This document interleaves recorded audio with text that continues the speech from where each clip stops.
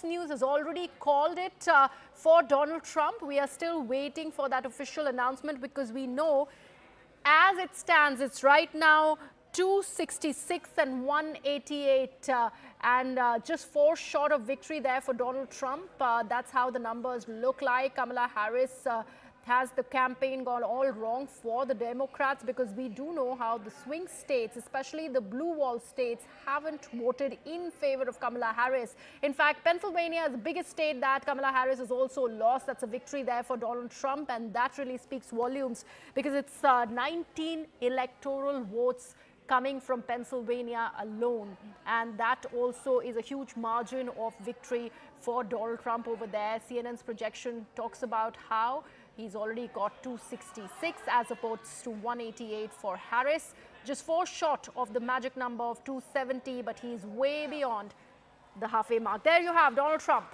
And I'm proud to be an American, where at least I know I'm free.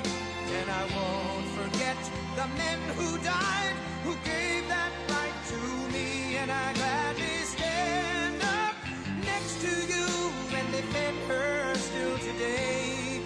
'Cause there ain't no doubt I love this land. God bless the USA.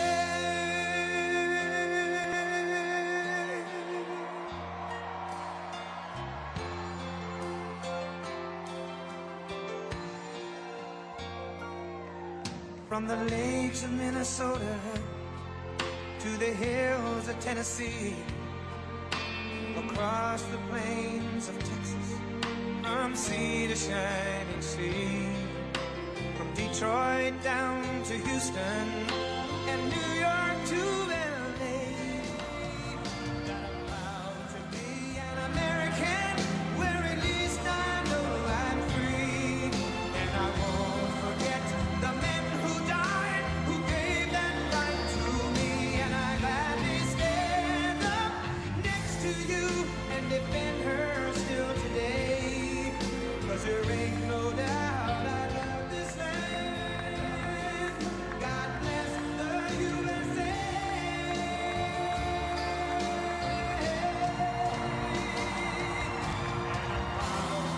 Be an American, where at least I know I'm free. And I won't forget the men who died, who gave that right to me. And I gladly stand up next to you and defend her still today. 'Cause there ain't no doubt I love this land. God bless the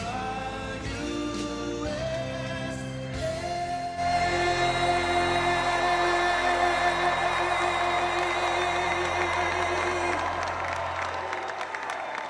Thank you very much. Wow.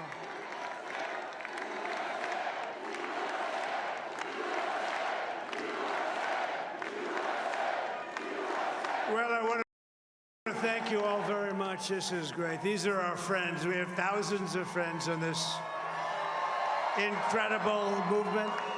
This was a movement like nobody's ever seen before. And frankly, this was, I believe, the greatest political movement of all time. There's never been anything like this in this country, and maybe beyond.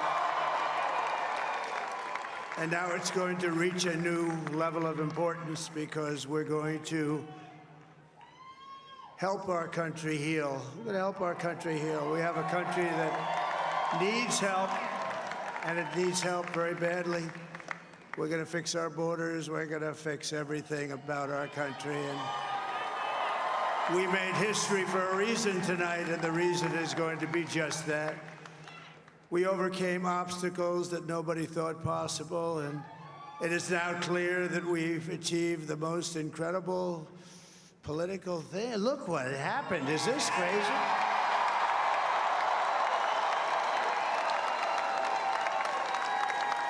But it's a political victory that our country has never seen before, nothing like this. I want to thank the American people for the extraordinary honor of being elected your 47th president and your 45th president.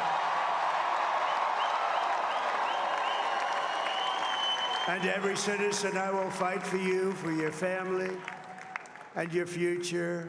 Every single day, I will be fighting for you, and with every breath in my body, I will not rest until we have delivered the strong, safe, and prosperous America that our children deserve and that you deserve. This will truly be the golden age of America. That's what we have to have. This is a magnificent victory for the American people that will allow us to make America great again. And in addition to having won the battleground states of North Carolina, I love these places, Georgia, Pennsylvania, and Wisconsin, we are now winning in Michigan, Arizona, Nevada, and Alaska, which would result in us carrying at least 315 electoral votes. But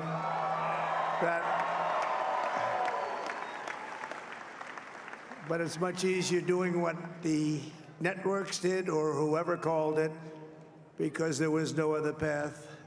There was no other path to victory. We also have won the popular vote. That was great. Very proud of that.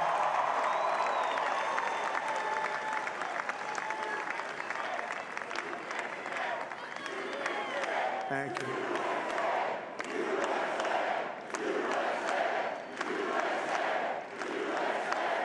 Thank you very much. Thank you. Now, winning the popular vote was very nice, I will tell you.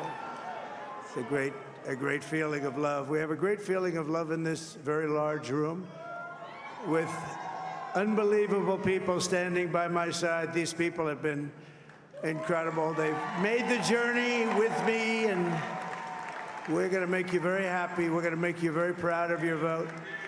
I hope that you're going to be looking back someday and say that was one of the truly important moments of my life when I voted for this group of people beyond the president, this group of great people. America has given us an unprecedented and powerful mandate. We have taken back control of the Senate. Wow, that's good.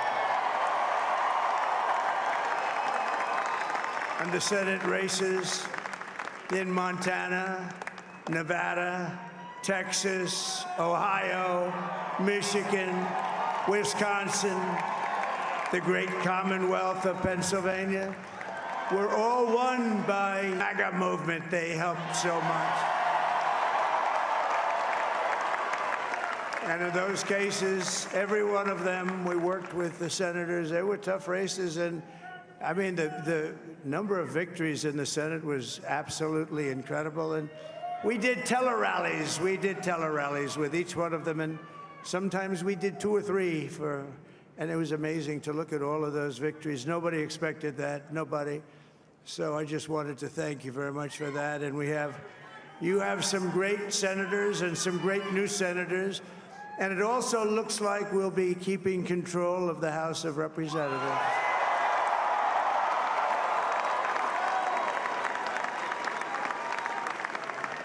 And I want to thank Mike Johnson. I think he's doing a terrific job, terrific job. I want to also thank my beautiful wife, Melania, First Lady.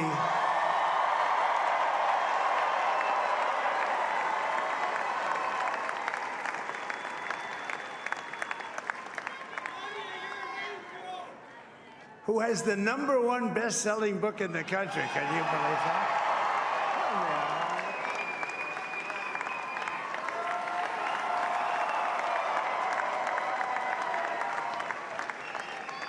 Oh, no, she's done a great job, works very hard to help people. So I just want to thank her. But I want to thank my whole family, my amazing children, and they are amazing children. Now, we all think our children are amazing. Everybody here thinks their children are amazing, but that's a good thing when you think they are. But Don, Eric, Ivanka, Tiffany, Barron, Laura, Jared, Kimberly, Michael, thank you all. What a help. What a great.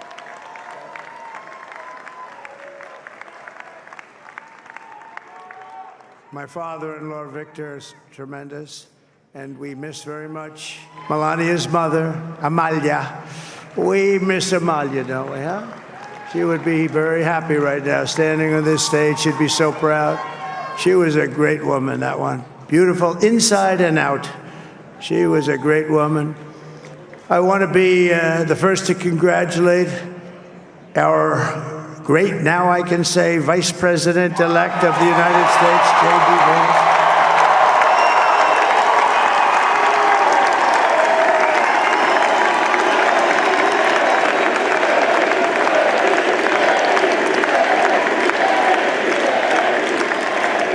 And his absolutely remarkable and beautiful wife, Usha Vance. And he is a feisty guy, isn't he? You know, I've said, go into the enemy camp, and you know the enemy camp is certain networks, and a lot of people don't like this. Sir, do I have to do that? He just goes, okay. Which one? CNN, MSDNC? He'll say, all right, thank you very much. He actually looks fun. He's like the only guy I've ever seen. He really looks forward to it, and then he just goes in and absolutely obliterates them. Say a couple of words here.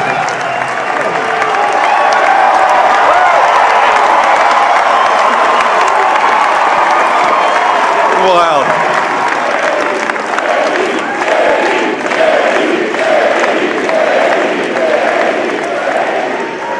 Well, Mr. President, I appreciate you allowing me to join you on this incredible journey. I thank you for the trust that you placed in me.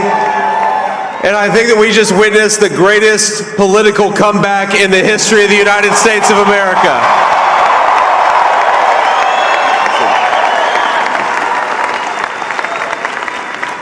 And under President Trump's leadership, we're never going to stop fighting for you, for your dreams, for the future of your children. And after the greatest political comeback in American history, we're going to lead the greatest economic comeback in American history under Donald Trump's leadership.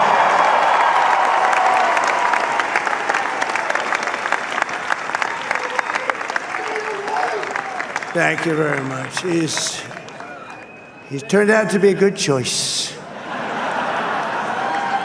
I took a little heat at the beginning, but he was, I knew the brain was a good one, about as good as it gets.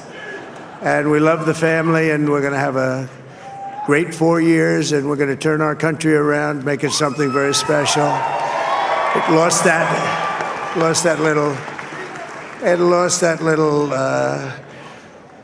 thing called special. We have to make it so. We're going to make this so great. It's the greatest country, and potentially the greatest country in the world by far. And right now, we're going to just work very hard to get all of that back. We're going to make it the best it's ever been. We can do that. If we had to wait longer, I don't know. It was going bad, and it was going bad fast. We're going to have to seal up those borders, and we're going to have to let people come into our country. We want people to come back in, but we have to let them come back in, but they have to come in legally. They have to come in legally. Let me also express my tremendous appreciation for Susie and Chris, the job you did. Susie, come here. Come here, Susie. Chris, come here, Chris. Susie likes to stay sort of in the back, let me tell you. The Ice Maiden, we call her the Ice Maiden. Come here, Chris. Come here, Chris. Susie likes to stay in the background. She's not in the background. Come here, This wasn't expected, but I just want to thank, obviously, President Trump for this journey. It was a great one, and he's a hell of a candidate, and he's going to be a hell of a great 47th president. And this team that we had, the best team, and, of course, even my boss, Susie Wiles, the best. Thank you. Thank you, and thank you, Susie. Look at her, she's shy. I've never seen her be shy before. Susie. They're great. Everybody up here is great. Everybody up here is very special. But the Trump, who did you say? Oh, let me tell you, we have a new star. A star is born, Elon. Now he is. Now he's an amazing guy. We were sitting together tonight. You know, he spent 2 weeks in Philadelphia and different parts of Pennsylvania campaigning. You know, he sent the rocket up 2 weeks ago, and I saw that rocket, and I saw it coming down. I saw it. It was, when it left, it was beautiful, shiny white. When it came down, it didn't look so pretty. It was going 10,000 miles an hour, and it was burning like hell. I said, what happened to your paint job? He said, we've never made a paint that could withstand that kind of heat. And but I saw it come down and turn around. And it was, you know, it's like 22 stories tall, by the way. It looks a little smaller than that, but it's big. And it came down, and you saw all that fire burning. And I'm saying, only Elon can do this. It must be an Elon. And I tell the story. I told it last night. I had a man on the phone. I had the screen muted, no sound. And that very important guy, one of the most important people in, I would say, the country, actually. But, you know, I was president, and now it looks like I was going to be maybe president again, so I figured I could ask him to hold. So I asked him to hold. And especially because you're going to be president again, they hold. So I took the phone down, and I'm looking at the screen. I'm seeing this crazy thing that's going around and coming down. It looks like it's going to crash into the gantry. And I said, oh, no. And I said, do me a favor, do you mind holding for a couple of minutes? I want to see this. I thought it was a space-age movie or something. I put the phone down. Bad part, I didn't pick it up for 45 minutes, and he was holding. But this spaceship came down, and I saw those engines firing, and it looked like it was over. It was going to smash. And then I saw the fire pour out from the left side, and I put it straight. And it came down so gently, and then it wrapped those arms around it. And it held it, and just like you hold your baby at night, your little baby.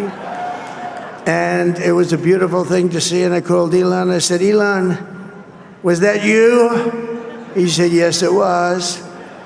I said, who else can do that? Can Russia do it? No. Can China do it? No. Can the United States do it other than you? No. Nobody can do that. I said, that's why I love you, Elon. That's great. And you know, when we had the tragic Hurricane Helene, and it hit North Carolina. They were really devastated, the water. This was a big water, as big as we've ever seen, water hurricane. It built lakes out of nothing. Fields became lakes, and the danger was unbelievable. And the people from North Carolina came to me and they said, would it be possible, at all possible, for you to speak to Elon Musk? We need Starlink. I said, what's Starlink? It's a form of communication. So I called Elon, and I'll tell you what, he had, and it was very dangerous. People would die. They had no communication. All the wires were down. I called Elon Musk. I said, Elon, you have something called Starlink. Is that right? Yes, I do. What the hell is it? He said, it's a communication system that's very good. I said, Elon, they need it really, really badly in North Carolina. Can you get it? He had that there so fast. It was incredible. So, and it was great. It saved a lot of lives. He saved a lot of lives. But he's a character. He's a special guy. He's a super genius. We have to protect our geniuses. We don't have that many of them.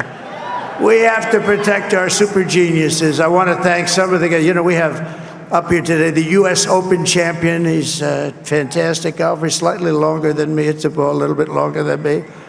Just a little bit. Bryson DeChambeau is up here someplace. What happened to Bryson? Where is he? Bryson. Oh, he was shot. He's hitting balls. Oh, he's on the way. He's hitting balls. Bryson. Oh, look at him.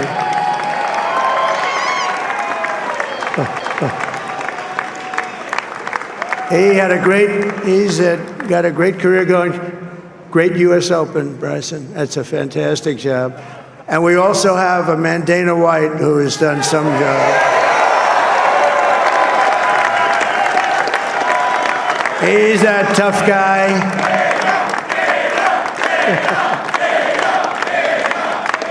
So Dana started UFC and came to me, do you mind if I use your, nobody wanted to give him a rinse because they said it's a rough sport, a little rough. And I helped him out a little bit, and I went, and they said, this is the roughest sport I've ever seen, but I began to like it, and he loved it, and nobody's done a better job in sports. And you know, he's a very motivational kind of a guy, what he does. He gets these fighters, and they really go at it, and it's become one of the most successful sports enterprises anywhere at any time. It's doing so well.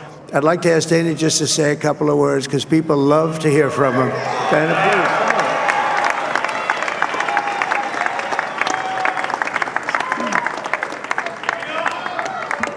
Nobody deserves this more than him, and nobody deserves this more than his family does.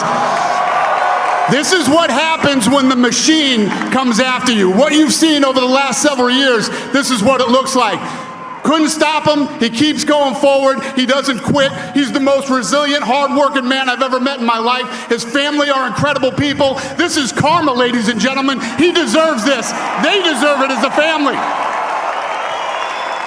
I want to thank some people real quick. I want to thank the Nelk boys, Aiden Ross, Theo Vaughn, busting with the boys, and last but not least, the mighty and powerful Joe Rogan.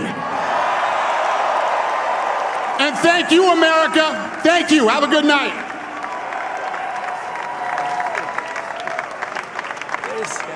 that is a piece of work. No, he's really an amazing guy. But most of all, I want to thank the millions of hardworking Americans across the nation who have always been the heart and soul of this really great movement. We've been through so much together, and today you showed up in record numbers to deliver a victory like probably like no other. This was something special, and we're gonna pay you back. We're gonna do the best job. We're gonna turn it around. It's got to be turned around. It's got to be turned around fast, and we're gonna turn it around. We're gonna do it in every way, with so many ways, but we're gonna do it in every way. This will forever be remembered as the day the American people regained control of their country.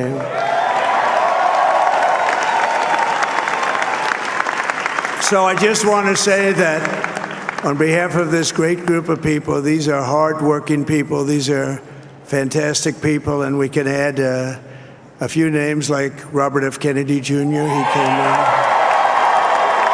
And he's going to help make America healthy again.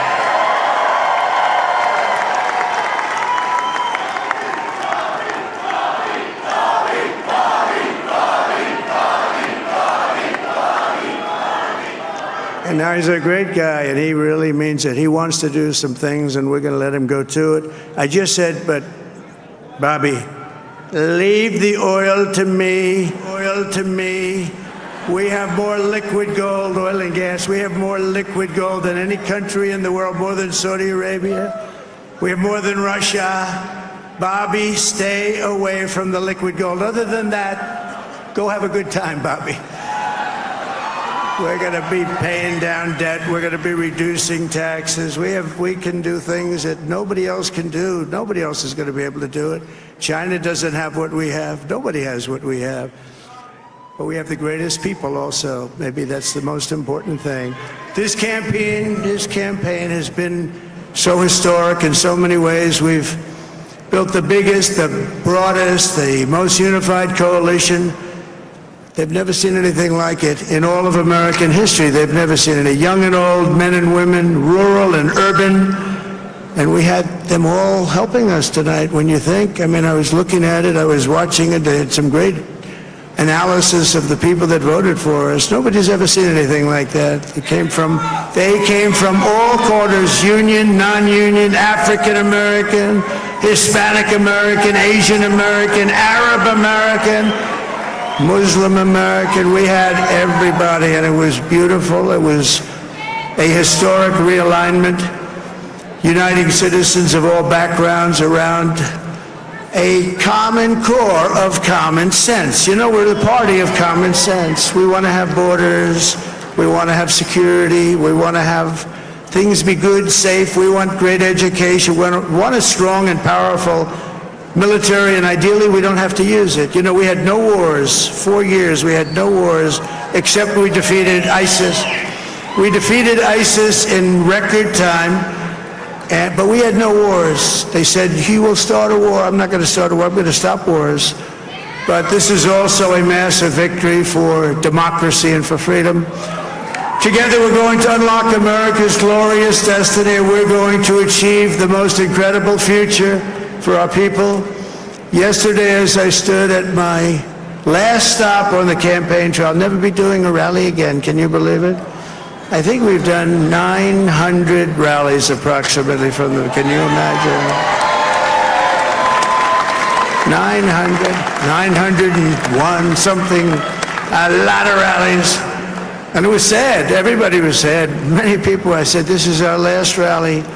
But now we're going on to something that's far more important, because the rallies were used for us to be put in this position where we can really help our country. That's what we're going to do.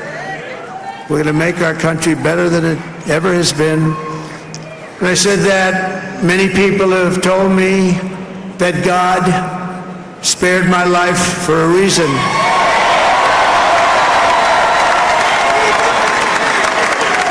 And that reason was to save our country and to restore America to greatness. And now we are going to fulfill that mission together. We're going to fulfill that mission.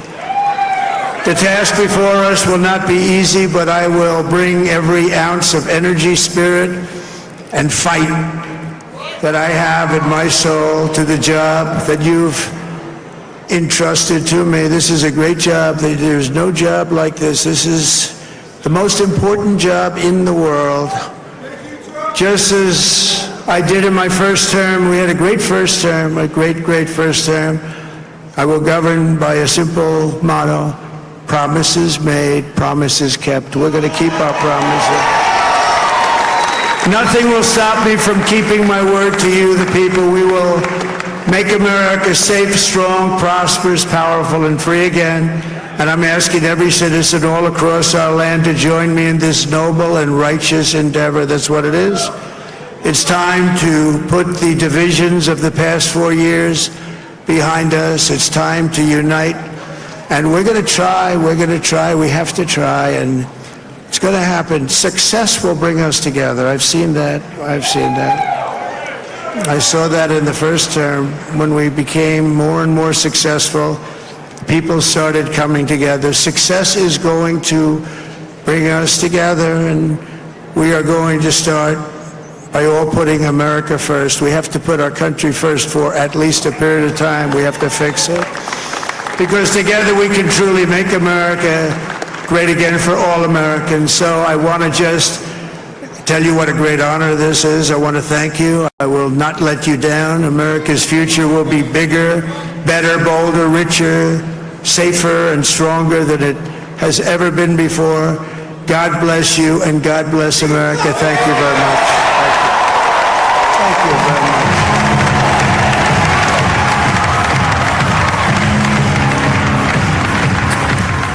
All right, Donald Trump taking a victory lap of sorts. I do not think that, as far as I know, any major news organization has declared him to be the victor, but it certainly seems that he is on his way to that point. And there he is giving a generally, as far as he goes, unifying and generous speech.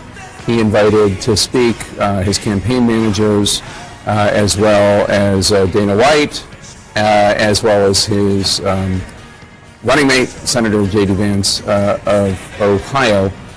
Maybe I have missed something. Has anybody actually declared him? In any case, Fox has. Fox has. Okay. Well, in any case, he's well on his way to that point. So. And if you notice, he did not dispute in any way the results of this election. So obviously, he is feeling more confident in it than in another scenario. I think there was one, in that long speech with all the weave, there was one key line. America has given us an unprecedented mandate. Now, it may not be unprecedented, but there's no other way you can read these election results than he has received a mandate in his personal victory, in the Senate, the Republicans taking the Senate and picking up more seats than were expected. He said that they'd taken the House. They haven't taken the House yet. Nobody has declared that, but I don't see any other way to read this than that he has a mandate to fulfill his agenda. 100%, and I think one of the things that's so significant about that is that the Democrats treated his first term as a fluke because he lost the popular vote and won the electoral vote. And in that sense, it was to a degree, although that has certainly happened in history before. This is a sweeping victory. And John and I were going over the margin of error, even in the blue states, New Jersey and New York. He significantly shrank the partisan chasm in those states, and we have declared that the Republicans are going to take back the Senate. We do not know what's going to happen to the House, but he does have a sort of mandate without question.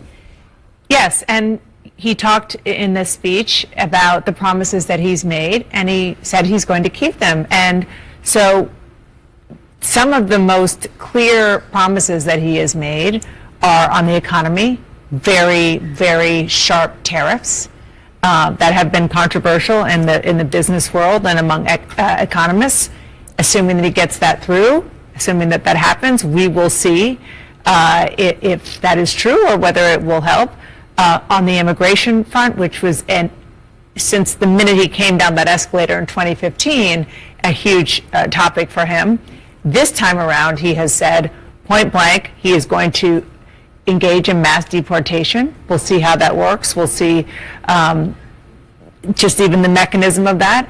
And the other thing that I don't think we should lose sight of is that he has said very clearly, multiple times, that he will go after and prosecute his enemies.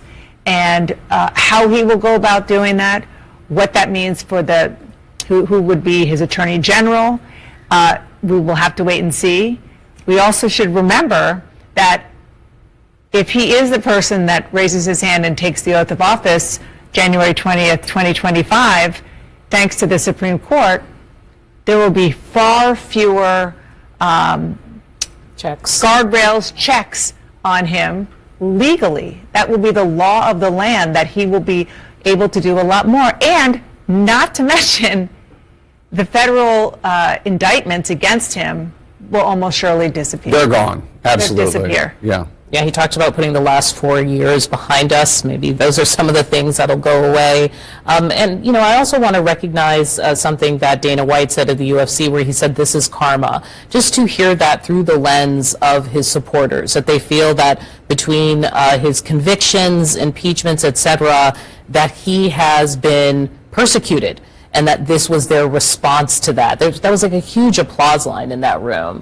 Yeah, I mean, think about it. This is a man who has been impeached twice, a man who has survived 2 assassination attempts, one of them very serious, 4 indictments, almost 100 charges, and he looks like he's going to have walked through all of it. And he's at 34 counts of convicted felon. And well, then we'll see what happens on that conviction and what punishment he faces. I don't understand how a man like that couldn't feel tremendously empowered to do whatever he wants, because he has got the mandate.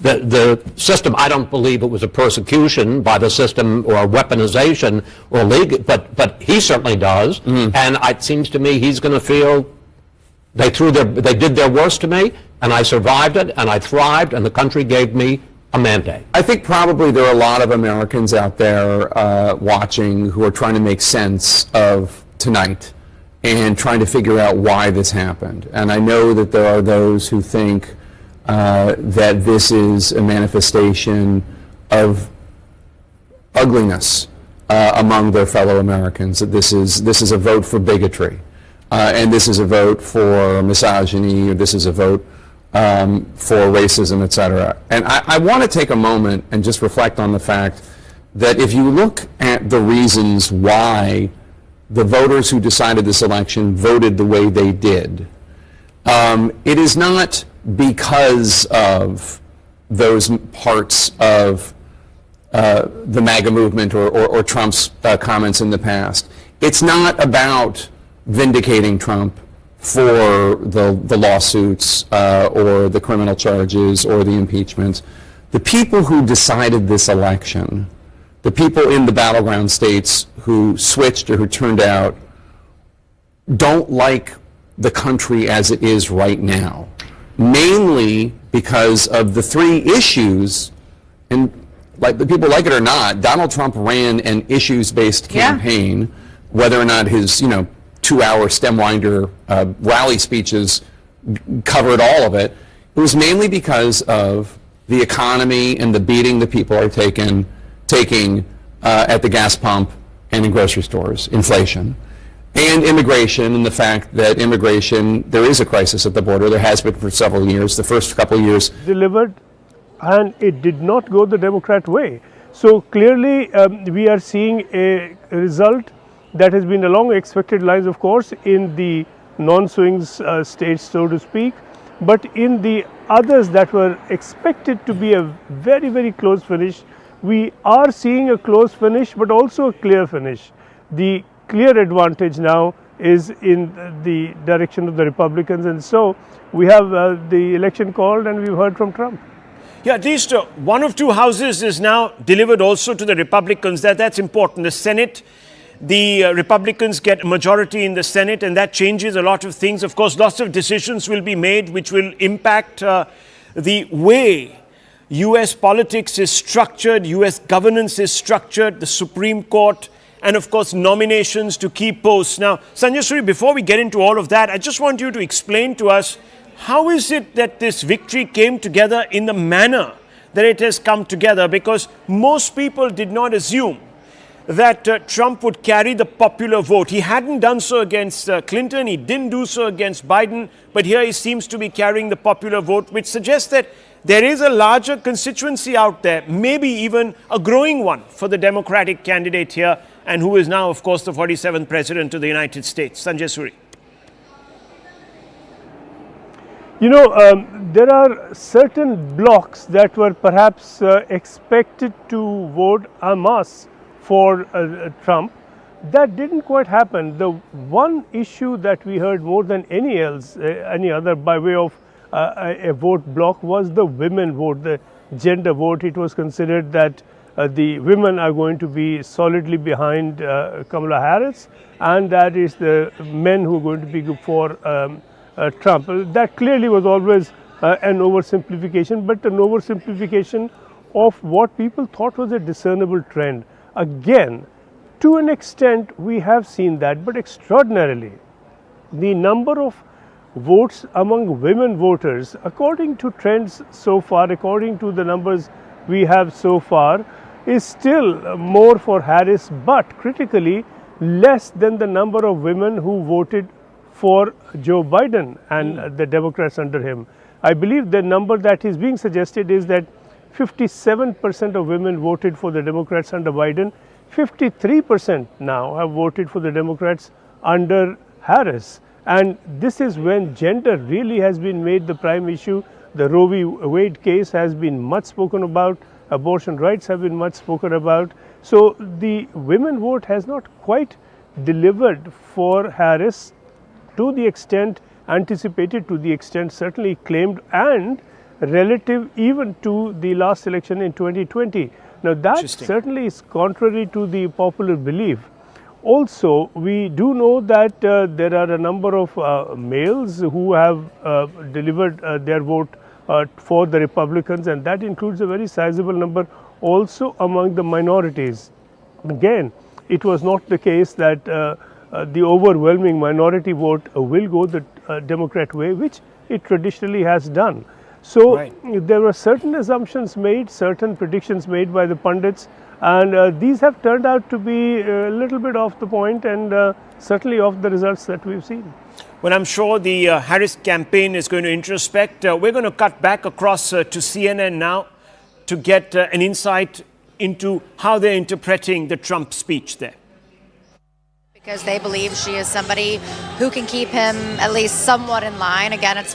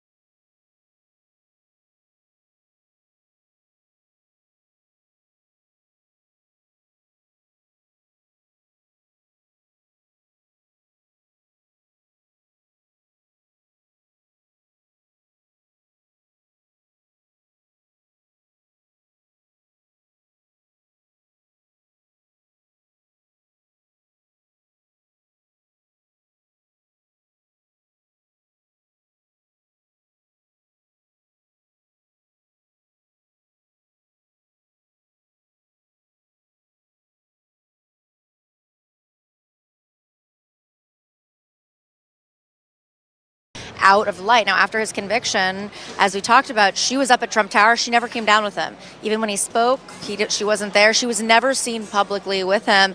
And there was a lot of questions about that. You know, even he brought up on the campaign trail in the last 2 days how she was there on the campaign trail with him back in 2016 and 2020. Yeah. And she had largely disappeared. It was notable that she was there today. And I was speaking to somebody earlier before the Mar-a-Lago event who said they weren't even sure she was going to show up to that Mar-a-Lago watch party. Now, obviously, everything started shifting when they started seeing those numbers coming in. But she has really taken a back seat here, and it was interesting to see her on the stage. Yeah. And Jake, obviously a moment there that J.D. Vance and Donald Trump himself summed up. J.D. Vance calling it, as he put it, the greatest political comeback ever. And Donald Trump saying that he believed that they are seeing the results that we're looking at now for a reason. Obviously, the question is what that means and what's to come. Caitlin, thanks so much. And Anderson, it is hard to think of a political comeback that is actually more significant than this one. I'm tempted to say Richard Nixon, but that really falls short of what Donald Trump has achieved. Yeah, I mean, winning not just the electoral votes, but the popular vote as well.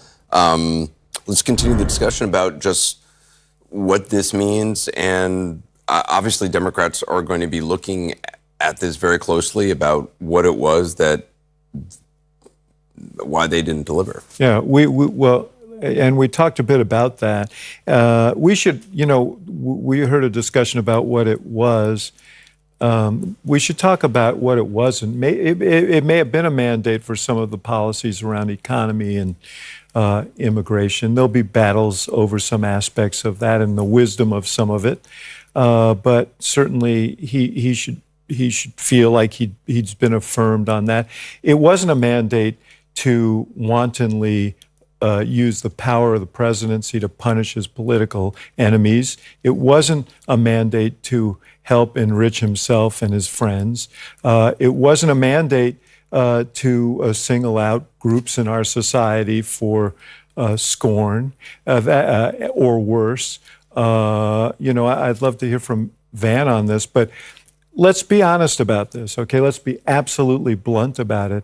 There were appeals to racism in this campaign, and there is racial bias in this country, and there is sexism in this country, and anybody who thinks that did not in any way impact on the outcome of this race is wrong. I'm not saying that was the main reason that Kamala Harris lost and Donald Trump won. And I think they ran honestly, strategically, his campaign, and I've said it many times, they ran a very smart campaign. It was an ultimately rational, well-conceived, and well-executed campaign for an often irrational candidate, and they overcame him to sell his message, or the message that they thought he should be selling to the country. But let's not confuse what this was and what it wasn't. Let's be very clear-eyed about it.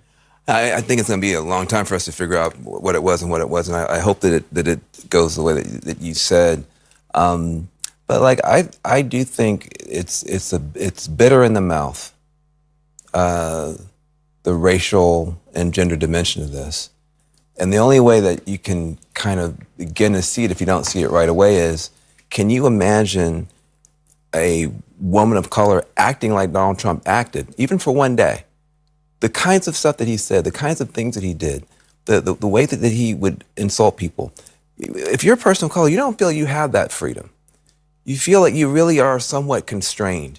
You're always running something in the back of your mind like, how am I going to be perceived? And also, if I say this, will they think that all black people are this way or all women are this way? So there's a license that he had to just be a fool, just to be an obnoxious ass to everyone. And for people to go, well, he can still be president. There's nobody who doesn't have that phenotype that feels that free. And so I do think that what I'm hearing from people is, what do we have to do to be acceptable?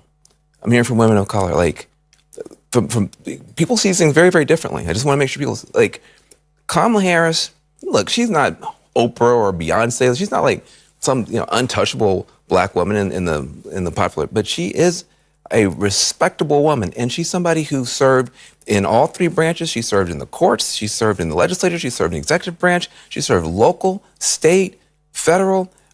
She should have been qualified enough to be able to not have this sort of an outcome.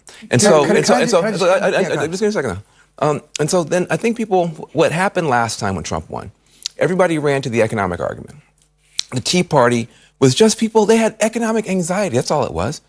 But the people with the most economic anxiety were black and brown people who at that time did not join the Tea Party. So I just don't want to take out that many things can be true at the same time. I would just say this. Maybe you got a bad messenger and a bad message. Kamala Harris has never run an election in a state that wasn't 100% Democratic. She's been elected in the state of California her entire career. She's run as a prosecutor, she ran for AG, she ran for Senate in a blue state. So she's never had to build a coalition, she's never had to really campaign. When she ran for president the first time on her own, she tanked. She didn't get anywhere. And then so when this came about, this opportunity came about, she didn't run again. She's never been battle tested. And actually, you've said this before, running for president is a skill. Barack Obama wasn't good at it when he started. Right. There was no racism at it. Barack Obama got good at it. You helped him get good at it, right? And so maybe she's just a bad messenger, selling a bad product. No, I mean, look, I think, again, You don't think there's any validity to that? No, I think that there are plenty of ways to critique her as a candidate. I think there'll be time to do that. I think the fundamental point, and it's been made again and again and again tonight, no one, I don't care how good a candidate you were, it's very hard when there's a 28% right track number in this country, when people have 2/3 of the country think the economy is bad, regardless of whether it is, you know. No, again, I'm saying not just messenger, I'm saying the message as well. But no, but that is all true, but that doesn't obviate the fact that there were some people who probably voted against her. We've never had a woman president, that there's sexism in this country. There are people who probably voted against her because there may be some people there are clearly people who voted for her because of Barack and Michelle Obama are some of the most admired people in America. Let me just say, though, I wonder, I worry that... Trust me, there were plenty of people who weren't terribly happy about having him as still president. today, look at the numbers. Please stop. No, but I think that the wrong takeaway from this would be that by running toward the center and away from some of her 2019 positions, that was a mistake, and that she should have doubled down on ultra-leftism and tried to play to the progressive base. I think this is a sweeping indictment of a progressive left that has gone so far that it alienates so much of the center of this country. There's a rural-urban divide, but there's a cultural divide where people feel left behind where part of the party, Democratic Party, is going. And I do think she was right to moderate. That's what she should have done. But she had a 3-month, basically, window to do that. She's somebody who was not battle tested, and she was wearing the brunt of Joe Biden in her own positions in 2019. That was a terrible position to be in. Donald Trump on the brink of a stunning victory. Votes still coming in. We're also tracking the fight for the control of the House. A lot more ahead. Well, viewers, some analysis coming through from that CNN feed. We'll, of course, connect right back to it. We'll take a short break. We'll be right back. Stay with us for this rolling coverage.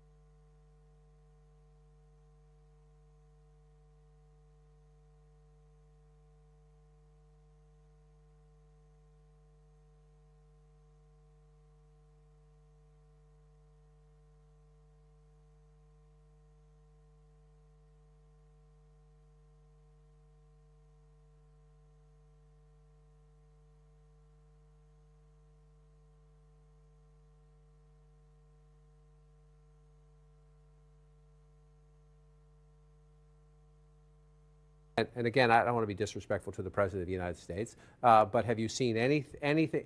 The Vice President of the United States looks like she's about to lose the presidential election. She was campaigning vigorously from the second she got the nomination up until the votes counting today. Is there any evidence on the table that the President of the United States could do half of what she did? No. A third of what she did. I mean, No. if we could go. I don't want to be I mean. agree. I don't want to be mean to the President of the United No, States. and we saw But- over the last week him I can- calling Trump supporters garbage, et cetera. Like I there's- can tell you from my first trip 15 months ago, people were saying, "Where's the president?" I think one of the legacy conversations about this election is not just going to be the switch from Biden, but the 2 years before that. Yeah. You would travel and people would say, "Where's the president?" He was invisible because he couldn't do events and he wasn't talking about his record and his agenda and trying to explain that cost of living stuff, trying to explain that, yeah, it sucks in a lot of places, but look Yeah. around the world, the United States is actually doing better than most advanced economies. Absolutely. He was missing. Yeah, there's going to be a lot said and done and told Yeah. about that. Let's check in with Caitlin Collins, who's at Trump's headquarters, ahead of remarks that were expected by the former president. Caitlin? Yeah, Jake, just to give you a reality check of where the Trump campaign has been watching this election day play out, they woke up confident this morning that Donald Trump would win this race. But when I was talking to them about what they thought the next few days were going to look like, one, they thought that this would go on for several days. They did not think that the numbers would be as generous as they are, as what the numbers have been coming in, as they have been reported. And they also had counseled Donald Trump that there would likely not be any kind of decision within the next 24 hours or so. Donald Trump himself was frustrated about that and was saying that he wanted to know what the outcome of this race was going to be tonight, and he said, Kristen, that he had not prepared a speech. And obviously, we are seeing now the Trump campaign in real time, as we've been talking to them, are adjusting to what they've been watching play out over the last 3 or 4 hours or so. Yeah, and he's feeling really good. I talked to a number of people who were with him who said that he is ecstatic, that they had already said that they thought he was in a different headspace than when he went into 2020 when he was angry. He was watching those results come in. But as you said, he still couldn't understand why they weren't going to get the results tonight. Now, obviously, we're seeing a lot more of these states being called right now than even his own team anticipated. I was told that they were looking very carefully at Wisconsin and Pennsylvania, and they thought that maybe they'd have some idea by tomorrow what those results would look like. But as we're seeing those results coming in, there's so much more of that vote counted in these states than they even... The White House. Let's take a look at where the electoral vote count stands right now. Donald Trump has 266 electoral votes. Kamala Harris has 195 electoral votes. The magic number, obviously 270 needed to win. Donald Trump is 4 short of that. So let's look at the states, the battleground states that we have not called yet. Michigan, Donald Trump 52.6%, Kamala Harris 45.6%. Donald Trump a 320,916 vote lead. That's with 81% of the estimated vote in from the Wolverine state. In Wisconsin, Donald Trump 51.1%, Kamala Harris 47.3%. Donald Trump with a 120,903 vote lead in a state with 94% of the estimated vote reported in. In Arizona, Donald Trump 50.4%, Kamala Harris 48.7%.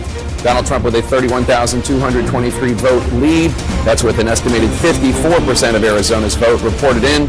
Nevada, Donald Trump 51.5%, Kamala Harris 46.8%. Donald Trump with a 51,805 vote lead with 76% of the estimated vote in. So, John King, what are we waiting for?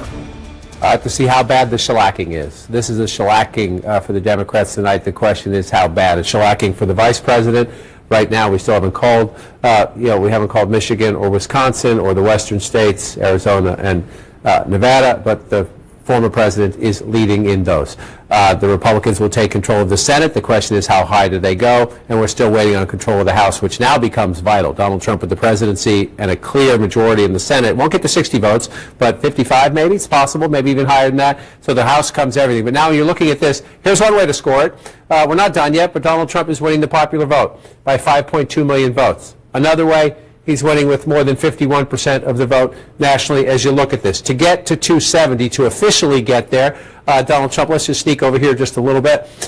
Either we call Wisconsin or Michigan soon, but we don't even have to get there. When Alaska comes in later, that would get him to the edge, and he wins one congressional district in Maine. So Donald Trump is knocking on the door. He's going to get there. He's going to get there. I was going to say barring this, that, or the other thing. He's going to get there. I'm probably not supposed to say that on television. We haven't projected it yet, but he's going to get there. So here's another way to score this.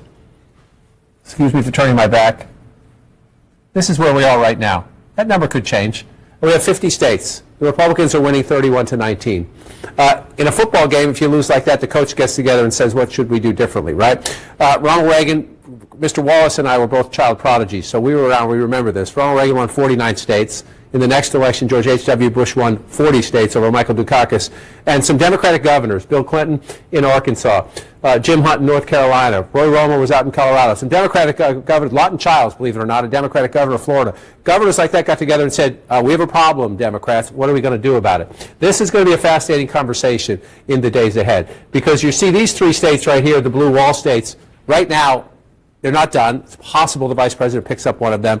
But right now, the math is pretty damning for her right there. Democratic governor, Democratic governor, Democratic governor. What do the Democratic governors say?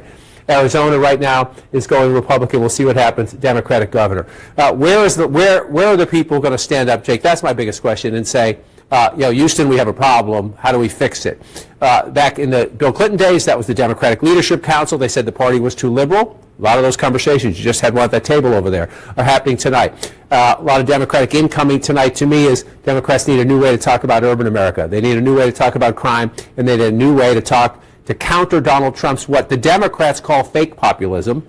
The voters today don't seem to see it that way, but the Democrats say it's fake populism, so how do we answer? Why are working class voters, why is that happening out there, right? So that's what the messaging problem is Democrats are texting about. And when you say, well, what are they talking about? Well, this is what they're talking about. Again, Mr. Wallace and I were standing on a platform here in 1988 where Michael Dukakis rode the tank in Warren, Michigan. That's Macomb County. Donald Trump is getting 58% of the vote right now in Macomb County. Those used to be Democrats. Those are blue-collar workers who work with their hand a few miles north of Detroit. A lot of them are unionized, union members. 58% of the vote. He got 53% there 4 years ago. So in an election where Democrats are trying to pull back blue-collar working-class voters, Donald Trump took more. We're not at the final count yet, but there you see it there. And so then you come here to Oakland County. This is your more affluent suburbs. Again, when I started doing this, this was Republican territory. Just want to take a look at it. Donald Trump at 42% there in 2020. Donald Trump at 43%, just a tad better, right? Trump did well, made gains with blue-collar workers, and some of those are black workers and Latino workers, by the way. They're not all just white blue-collar workers. His suburban, this is going to take a while to analyze all this. He seems to have inched up a little bit in the suburbs. That's enough to win. That would still be a place where Republicans look like, how do we improve after this? But when you have a map like this, let's come over to Wisconsin. All right? I said earlier in the night, can the vice president do in Brown County, right, can she narrow the margins? This is Green Bay, again, blue-collar workers. Green Bay Packers fans, 55% to 43%. Joe Biden had 45%, a little more. Again, it's a point or two, but the Democrats are heading in the wrong direction with the voters they need. Now, a lot of Democrats scoff when you come out to the national map and they see all this in the middle, and they say, well, nobody lives there, or they're the flyer of the states, or they have tiny roles in the Electoral College. I'm telling you, when the score is 31-19, it's time to have a conversation about who we're talking to and who we're losing and who won't listen to us. That's the issue there. So I just want to come down and look at a few other places as we come through this. We were talking about this earlier, Jake. Again, Joe Biden got 61% in New York State. It's a blue state, right? It's a blue state. 61% in 2020. The vice president's down to 56% if you round it. So even in the reliably blue states, the margins are down a little bit. You can write it off if you want to one election. You can write it off to the really bad cost of living climate that you live in, but you can also say that our candidates and our message did not counter his message. Again, she's winning 96%, 52%. So we'll call that a 5-point race, 52, 5.5, 6-point race. 4 years ago, it was a 10-point race. So even in places that are blue on this map, the margins are more narrow, which tells the Democrats you're losing 31 out of the 50 if it finishes out that way. Your margins have shrunk even in the states where you have won for years. The 3 states that made Joe Biden president there in 2020, once again, made Donald Trump president. We're not done with the counts there, but you see that down there as well. The Democrats thought their progress was going to come down in the Sun Belt. That's a lot of red, and at the moment, that's a lot of red, Jake. All right, John, still ahead. Will Republicans hold on to the House Or will Democrats take it back? We're going to get the latest on that, plus more on Donald Trump on the verge of victory and what comes next.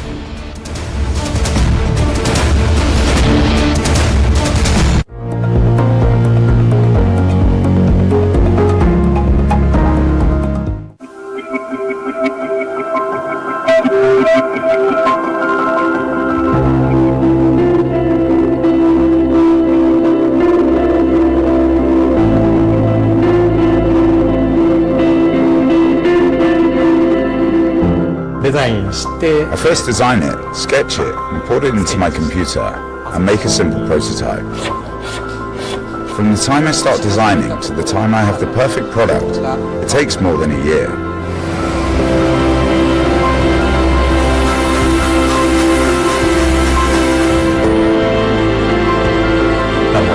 Everyone in factories in Sabai wants to make beautiful, high-quality products that can be used around the world, and that you can tell at a glance are Sabai glasses from Japan.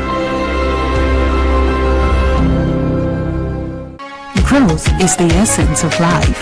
So at First Bank, we continually develop innovative tools to help nurture our customers' finances. With all financial solutions, we have been inspiring growth by helping businesses flourish for over 130 years, investing in people, their projects, and their communities for the economic benefits of all.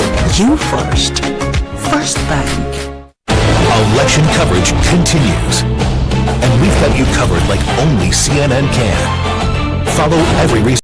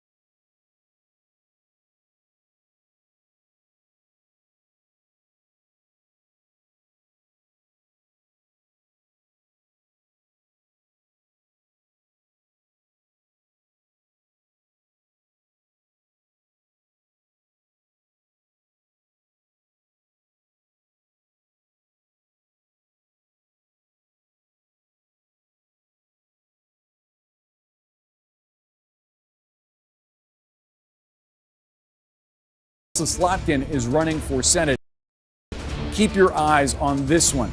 Meantime, a key race alert from Alaska. Nick Begich, the Republican in this race, leading the Democratic incumbent Mary Peltola. She's a freshman who's actually the first Native Alaskan ever voted to Congress. This is a ranked choice, sort of open format in Alaska, so you'll see her going up against a fellow Democrat. But right now, Begich, 5,800 votes ahead, 55% of the vote in this at-large district, obviously Alaska, a state that Donald Trump won. So what does all this mean for the balance of power in the House of Representatives?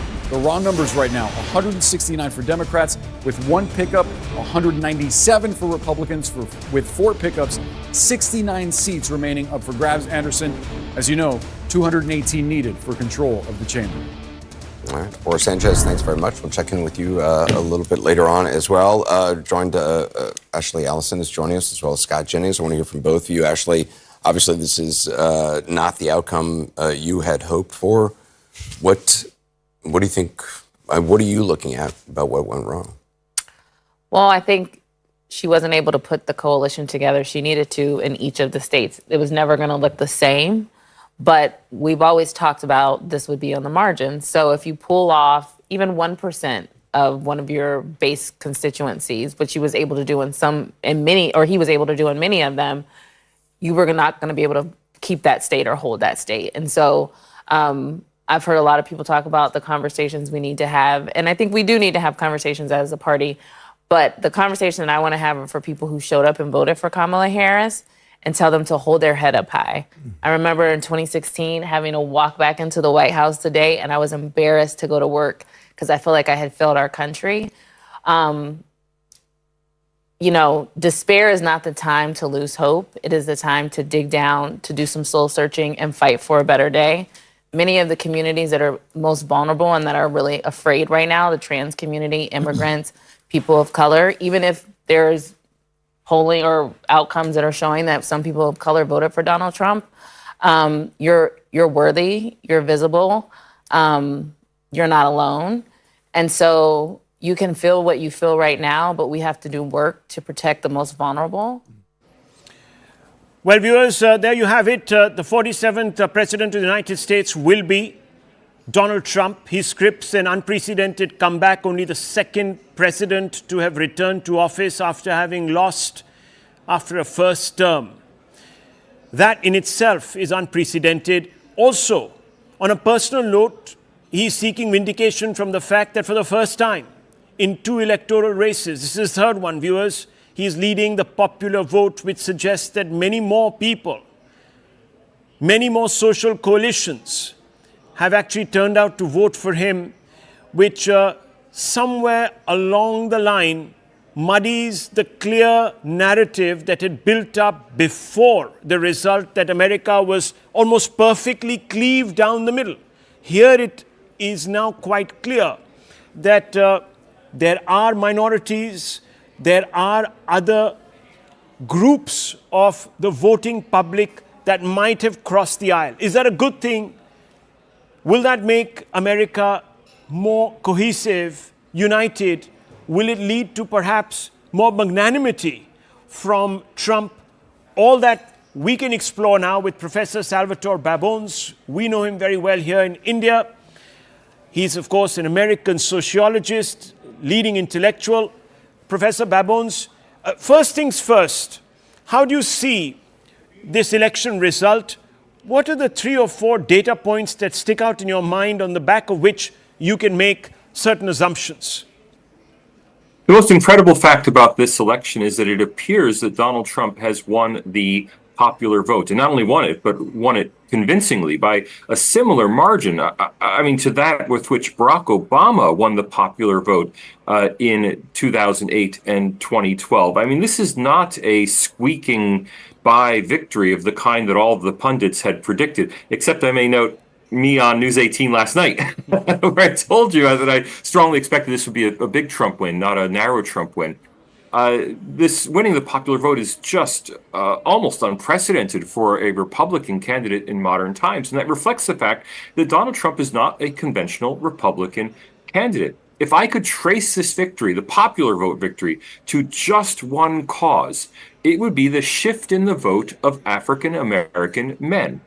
You just heard on CNN the commentator talking about the Democratic coalition. The Democratic Party has long treated its voters as a coalition of specific groups. All African Americans vote Democratic. All sexual minorities vote Democratic. All new immigrants vote Democratic. They have viewed these as voting blocks that they cobbled together. That's no longer the case. African American men, who make up about 7% of the U.S. electorate, used to vote in virtually zero numbers for Republicans. Now, of that 7% of the U.S. electorate, it appears almost certain that 2% and likely up to 3% of the 7, that is, about a third of African American men have voted for Donald Trump. If that's the case, that swing in the African American vote from being 100% Democratic to being, a Democratic leaning group, that swing in itself is responsible for the entire popular vote swing between a typical Republican candidate and this Donald Trump win in 2024. Now, how wasn't this picked up? I mean, you made an allusion to the fact